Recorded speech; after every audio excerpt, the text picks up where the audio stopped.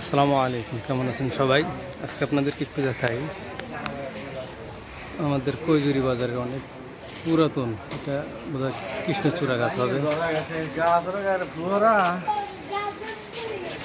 আমাদের দোকানের উপরে সম্ভবত এটা কালকে ঈশার নামাজের সময় 2 রাকাত নামাজ যখন শেষ হয় তখনই যে এখান থেকে ঝড় বৃষ্টি কিচ্ছু নাই, এখান থেকে ভেঙে এই ঘরের উপরে পড়ছে। ঘরের অবস্থাটা দেখাই, ভিতরে অবস্থাটা খুব বেশি ভালো না। এখানে আমাদের ফটোকপি মেশিন ছিল, কম্পিউটার ছিল।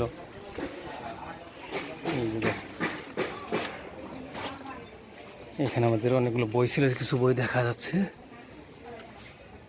অবস্থাটা খুব বেশি ভালো না।